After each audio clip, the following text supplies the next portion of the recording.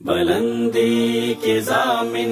فرامین رحماں، چلو آؤ پڑھ لیں مضامین قرآن۔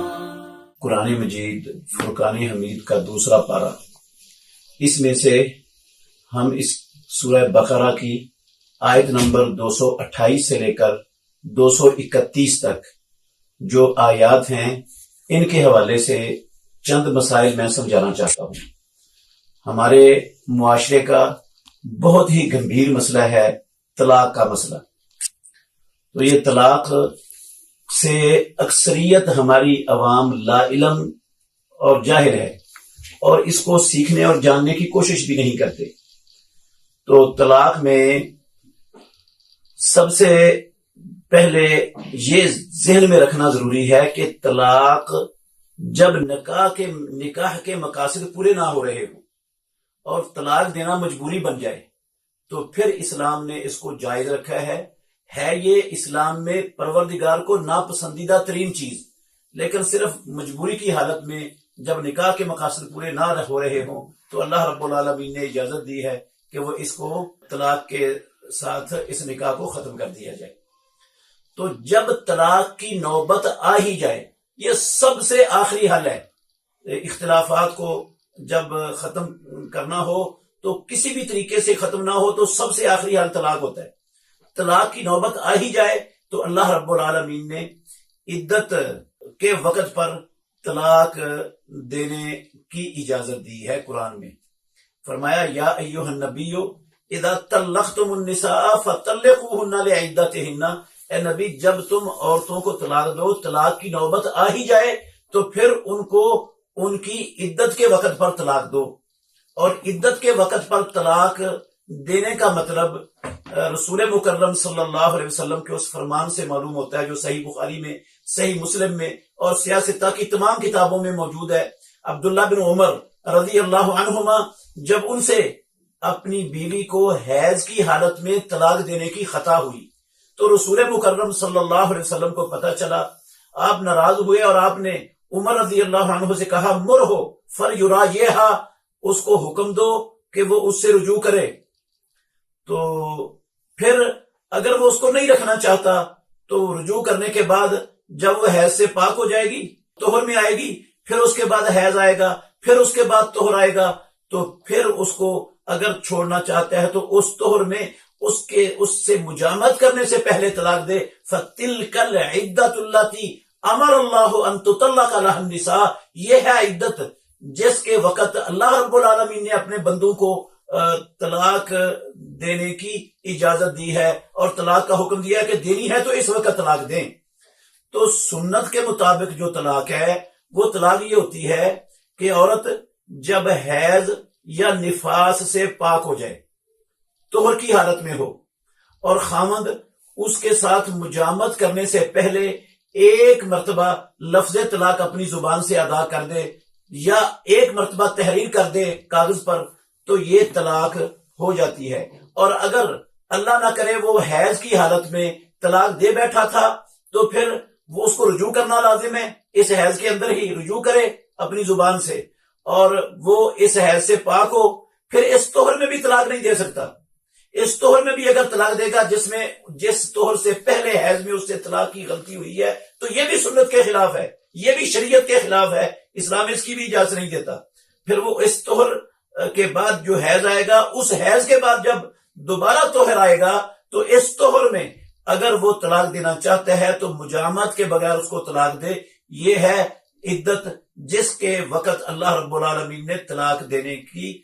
اجازت دی ہے قرآن مجید میں، اور حکم دیا ہے مسلمانوں کو کہ جب طلاق کی نوبت آ جائے تو پھر اس طرح طلاق دینی ہے۔ ہمارے معاشرے میں اس کو جانتا ہی کوئی نہیں، لوگ حیض کی حالت میں بھی طلاق دے دیتے ہیں، لوگ ایسی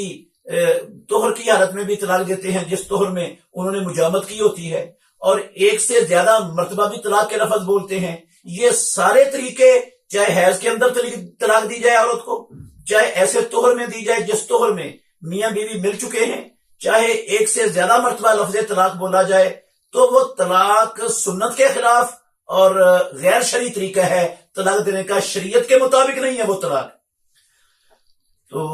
شریعت کے مطابق یہی ہے کہ حیض اور نفاس سے پاک ہو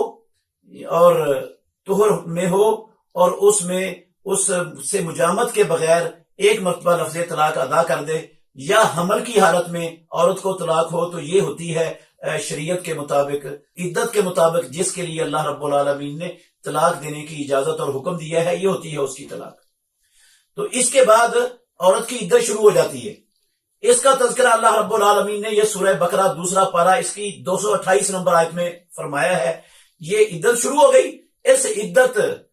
کے اندر 3 حیض اس کی عدت ہے اگر حیض والی ہے، اور اگر حیض والی نہیں ہے تو 3 ماہ اس کی عدت ہے، اور اگر حاملہ ہے تو وضع حمل اس کی عدت ہے۔ تو عدت کے اندر اللہ رب العالمین نے جب طلاق رجعی ہے، اسلام میں پہلی طلاق بھی رجعی ہوتی ہے زندگی میں جو پہلی مرتبہ دی گئی ہے، اور اس کے بعد صلح ہو گئی، پھر زندگی میں کسی موڑ پر طلاق دے دی، یہ دوسری طلاق ہے، اور یہ بھی رجعی طلاق ہوتی ہے۔ ان دونوں طلاقوں کو رجعی طلاق کہا جاتا ہے۔ تو اسلام میں جس طرح اس جگہ پر آیت نمبر 230 میں اللہ رب العالمین نے اجازت دی ہے کہ 29 میں اللہ تعالیٰ نے کہا طلاق مرتان، طلاق 2 مرتبہ ہے، فَإِمْسَاكٌ بِمَعْرُوفٍ اور تسریح بِإِحْسَان، دونوں مرتبہ میں سے ہر مرتبہ یا تو اچھے طریقے سے رکھ لینا ہے اور یا احسان کر کے اس کو چھوڑ دینا ہے۔ رکھنے کا مطلب ہے رجوع کرنا، یعنی دونوں میں سے ہر مرتبہ رجوع کرنا ہوگا۔ تو جو عدت شروع ہو گئی، اب عدت کے اندر اگر اس کا رجوع ہو جاتا ہے تو اللہ نے اس کی اجازت دی ہے 228 نمبر آیت میں۔ اگر رجوع نہیں ہوتا، عدت مکمل ہو جاتی ہے، تو اسی ایک مرتبہ لفظ طلاق ادا کرنے سے اس کی طلاق مؤثر ہو جائے گی اور عورت آزاد ہو جائے گی، اس کا دوسری جگہ پر نکاح ہو سکتا ہے۔ اور اگر اس مرد کے ساتھ صلح کی نوبت آتی ہے عدت پوری ہونے کے بعد، پہلی طلاق ہے یا دوسری طلاق ہے، عدت بھی پوری ہو چکی ہے اور اس کے ساتھ صلح کی نوبت آتی ہے، تو اس کے ساتھ بھی نیا نکاح ہو سکتا ہے۔ اس کا طلاق ایک ہی تھی اس نے جو کہی ہے، نکاح کے بعد ازدواجی حالت کو ختم کرنے کے لیے ایک مرتبہ لفظ طلاق بولا ہے، وہ طلاق ہو گئی ہے۔ عدت کے اندر رجوع ہو گیا یا عدت کے بعد نیا نکاح ہو گیا، یہ طلاق ساری زندگی کاؤنٹ ہو رہی ہے۔ پھر کسی موڑ پر ناچاکی پیدا ہوئی، پھر طلاق دے دی، یہ دوسری طلاق ہے۔ اس کے بعد بھی یہی پروسیجر ہے جو اسلام میں پہلی طلاق کے بعد ہوتا ہے۔ اور پھر 2 مرتبہ صلح کر چکا ہے زندگی میں، پھر کسی موڑ پر اس نے طلاق کہہ دیا، یہ تیسری طلاق ہے۔ اس طلاق کے بعد نہ عدت کے اندر رجوع ہو سکتا ہے، نہ عدت کے بعد دوبارہ اس مرد کے ساتھ نکاح ہو سکتا ہے، وہ عورت اس کے لیے حرام ہو جاتی ہے۔ آیت نمبر 230 میں اللہ نے فرمایا فَإِن طَلَّقَهَا فَلَا تَحِلُّ لَهُ مِن بَعْدُ حَتَّى تَنكِحَ زَوْجًا غَيْرَهُ، اگر وہ اس کو طلاق دے دیتا ہے تو پھر وہ عورت اس کے لیے حلال نہیں ہے اس کے بعد، حتیٰ کہ اس عورت کا زندگی بھر کے لیے کسی دوسری جگہ پر نکاح ہو جائے، تو وہ دوسرا خاوند مر جائے یا وہ ان کے درمیان نباہ ہونا ممکن نہ ہو اور وہ اپنی مرضی سے طلاق دے دے، پہلے سے کوئی طے شدہ منصوبہ بندی نہ ہو طلاق دلوانے کی، تو پھر وہ پہلے خاوند کے ساتھ اگر اللہ کی حدود کو قائم کرنے کا ارادہ رکھتے ہیں تو وہ نکاح کر سکتی ہے، ورنہ اسلام کے اندر کوئی صورت نہیں ہے۔ یہ جو 1 رات کے لیے 2 راتوں کے لیے نکاح کیا جاتا ہے، یہ بدکاری ہے، اور مدینے والے امام محمد رسول اللہ صلی اللہ علیہ وسلم نے ایسا کرنے والے پر اور جس کے لیے کیا جا رہا ہے دونوں پر لعنت فرمائی ہے۔ اللہ کی بھی لعنت ہے ان پر، رسول اللہ کی بھی لعنت ہے، اور جس کام پر اللہ اور اس کے رسول کی لعنت ہو وہ کام تو مسلمانوں کے لیے حلال نہیں ہو سکتا۔ ویسے بھی کوئی غیرت مند آدمی جس کے اندر غیرت کی رمق بھی باقی ہو، وہ گوارا نہیں کرے گا کہ اس کی بیوی 1 رات کے لیے کسی غیر مرد کے ساتھ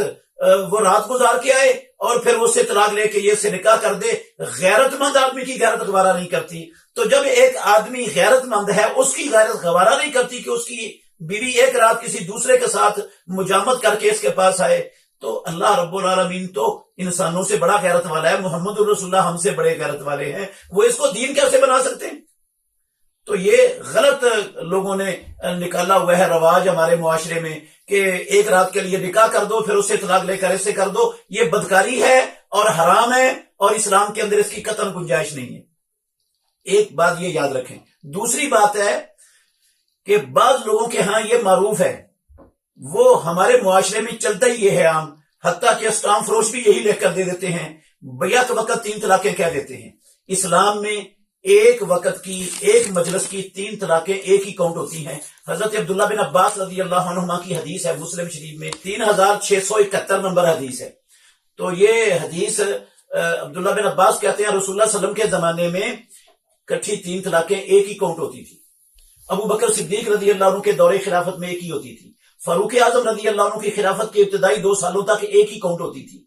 تو پھر لوگوں نے اس میں جلد بازی کی. حضرت عمر رضی اللہ عنہ نے بطور سزا کے یہ قانون بنا دیا جو 3 دے گا ہم اس کی 3 ہی بنا دیں گے تاکہ لوگ اس گندے عمل سے رک دیں. کیونکہ یک وقت کٹھی 3 طلاقیں دینا ایک مجلس میں محمد رسول اللہ صلی اللہ علیہ وسلم نے اس کو کتاب اللہ کے ساتھ کھیل تماشا اور کتاب اللہ کا مذاق اڑانے کے مترادف قرار دیا ہے. اور آپ نے سخت خفگی اور ناراضگی کا اظہار کیا تھا اس شخص کے لیے جس کے متعلق آپ کو پتا چلا تھا کہ اس نے 3 طلاقیں کٹھی دے دی ہیں. محمود بن لبید رضی اللہ عنہ کی حدیث ہے سنن نسائی میں کہ آپ سخت ناراض ہوئے. حتیٰ کہ آپ کی یہ سخت ناراضگی کو دیکھ کر ایک صحابی کہنے لگا اللہ کے نبی میں اس کو قتل نہ کر دوں اس کی گردن نہ اڑا دوں جس نے یہ کام کیا کتاب اللہ کا مذاق اڑایا. اتنا سخت ناراض ہوئے تھے محمد رسول اللہ صلی اللہ علیہ وسلم یہ 3 طلاقیں دینے سے. تو یہ 3 طلاقیں دینا حماقت ہے, کتاب اللہ کا مذاق اڑانے کے مترادف ہے. نہ اللہ نے کٹھی 3 طلاقیں دینے کی اجازت دی, نہ محمد رسول اللہ صلی اللہ علیہ وسلم نے دی, اور نہ صحابہ رضوان اللہ علیہم اجمعین کا کوئی فتویٰ ہے کہ کٹھی 3 طلاقیں دینے سے جو ہے نا وہ طلاق ہوتی ہے. یہ جہالت ہے جو ہمارے معاشرے کے اندر رائج ہو چکی ہے, عام ہو چکی ہے. اس جہالت سے عوام الناس کو, یہ اسٹام فروشوں کو اور اس طرح کے جاہلوں کو روکنے کی ضرورت ہے کہ سارے مسلمان اکٹھے ہو کر یہ کتاب اللہ کا مذاق اڑانے والے عمل سے عوام الناس کو بھی روکیں, اسٹام فروشوں کو بھی روکیں. اور اگلی بات یہ ہے کہ جو ہمارے معاشرے میں یہ بھی چلتا ہے کہ ایک طلاق ایک توہر میں دے دی, اگلے توہر میں دوسری دے دی, اس سے اگلے توہر میں تیسری دے دی. یہ بھی اسلام کے اندر ایک ہی مجلس کی 3 طلاقیں ہیں. شیخ الاسلام ابن تیمیہ رحمت اللہ علیہ فتاوی مجموع فتاوی جلد نمبر 33 صفحہ نمبر 72 پر فرماتے ہیں وَأَمَّا السُّنَّةُ اِذَا طَلَّقَهَا طَلَقَةً وَاحِدَةً. سنت کے مطابق طلاق یہ ہے کہ جب بندہ ایک طلاق دیتا ہے لم يطلقها الثانیہ, پھر دوسری طلاق اس خاتون کو نہیں دے حتیٰ یراجعها فی العدت, حتیٰ کہ عدت کے اندر اس عورت سے رجوع کر لے, اور یتزوجها بعقد جدید, یا وہ عدت کے بعد نئے نکاح کے ساتھ اس کے ساتھ شادی کر لے. اس کے لیے فَحِينَئِذٍ لَهُ أَن يُطَلِّقَهَا الثَّانِيَةَ وَكَذَلِكَ الثَّالِثَةَ. اس وقت اس کے لیے حق حاصل ہوگا کہ اب وہ دوسری طلاق دے, اور اسی طرح تیسری طلاق دے. جب دوسری سے رجوع ہو چکا ہے عدت کے اندر یا عدت کے بعد نکاح ہو چکا ہے تو پھر تیسری طلاق دے سکتا ہے. اور یہی بات علامہ احمد الخیرقی نے لکھی ہے, کہتے ہیں طلاق السنت ان یطلقها طاہرا من غیر جماع واحدۃ. سنت کے مطابق طلاق یہ ہے کہ بندہ ایک دے بغیر جماع کے دے اور ایک طلاق دے, ایک مرتبہ لفظ بول لے, ثم یدا حتی تنقضی عدتها, پھر اس کو چھوڑ دے حتیٰ کہ اس کی عدت ختم ہو جائے. اور امام ابن قدامہ مقدسی رحمت اللہ علیہ اس کی شرح کرتے ہوئے لکھتے ہیں اس کا معنی یہ ہے انہ لا یتبعها طلاقا آخر قبل قضاء عدتها, اس کی عدت کے پورا ہونے سے پہلے دوبارہ طلاق مت دے اسے, جب اس نے ایک مرتبہ طلاق کہہ دیا تھا اسے تو. وَلَوْ طَلَّقَهَا ثَلَاثًا فِي ثَلَاثَةِ طَهَارٍ, اور اگر وہ کوئی بندہ عورت کو 3 طلاقیں دیتا ہے 3 توہروں میں, تو امام ابن قدامہ المقدسی رحمت اللہ علیہ فرماتے ہیں فَإِنَّ حُکْمَ ذَلِكَ حُکْمُ جَمْعِ ثَلَاثِ فِي طَهْرٍ وَاحِدٍ, ان تینوں کا حکم ایک ہی توہر میں 3 کٹھی طلاقیں دینے کا حکم ہے. تو یہ ایک مجلس کی جو 3 طلاقیں ہیں اسلام کے اندر عہد رسالت میں ایک ہوتی تھی, عہد ابو بکر صدیق رضی اللہ عنہ کی خلافت میں ایک شمار ہوتی تھی, فاروق اعظم رضی اللہ عنہ کی خلافت کے ابتدائی 2 سالوں تک ایک شمار ہوتی تھی. حضرت عمر رضی اللہ عنہ نے بطور تعزیر کے جو ہے نا وہ 3 بنائی تھی, ورنہ شرعی حکم وہی ہے جو عہد رسالت سے فاروق اعظم کی خلافت کے ابتدائی 2 سالوں تک چلتا رہا. اگر چند منٹ کے لیے ہم اس حکم کو شرعی مان لیں تو عہد رسالت سے جو ان کے 2 سالوں تک چلتا رہا اس کی کیا حیثیت بنے گی. تو یہ ایک طلاق ہے, رجی طلاق ہے. اس کے بعد رجوع کرنے کا حق ہوتا ہے عدت کے اندر, اور عدت کے بعد بندہ نئے سرے سے نکاح کر سکتا ہے. مسائل اور بھی ہیں انشاءاللہ آگے سورہ احزاب کے اندر اور سورہ طلاق کے اندر جب یہ آئیں گے تو باقی جو رہ گئے ہیں مسائل انشاءاللہ اس وقت بیان کریں گے.